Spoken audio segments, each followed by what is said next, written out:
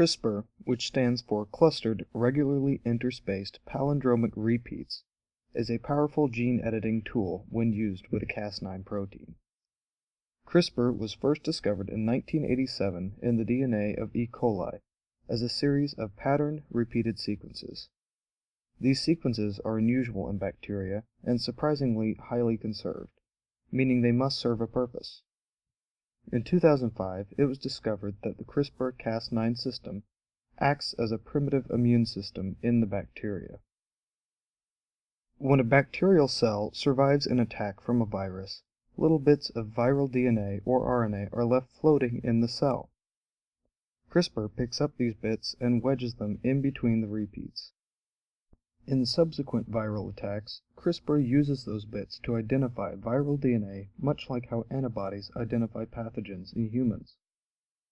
When CRISPR finds a match to its stored DNA, the Cas9 protein cuts the viral DNA to prevent it from replicating. Scientists have discovered that this tool can be used in eukaryotes for gene editing. They can provide the CRISPR with a tag for a target gene and inject it into the organism. The CRISPR then finds the target gene and cuts both strands of the DNA. A new gene is placed near the cut, and the cell's normal DNA repair system will replace the old gene with the new. This makes for extremely accurate, consistent, and affordable gene editing that is effective in all plant and animal models. The problem is that the change only occurs in the individual that's been injected with CRISPR.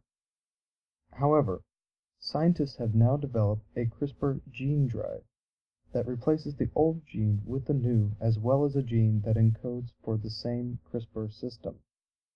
So, when the gene drive organism breeds with the normal mate, the offspring will have a copy of the new gene and a copy of the normal gene. But the new gene will code for CRISPR to cut out the normal gene and replace itself.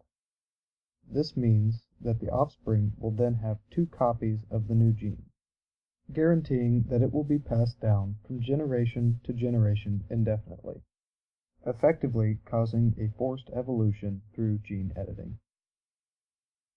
So how can we use it? CRISPR can be used to replace any gene in any organism with any gene from any organism, meaning that we can edit plants and animals to do whatever or look however we want. We can replace defective genes that cause genetic diseases. We can stop cancer cells from replicating. We can keep mosquitoes from carrying malaria. And we can make crops more pest and drought resistant, all with one simple, effective, and affordable tool.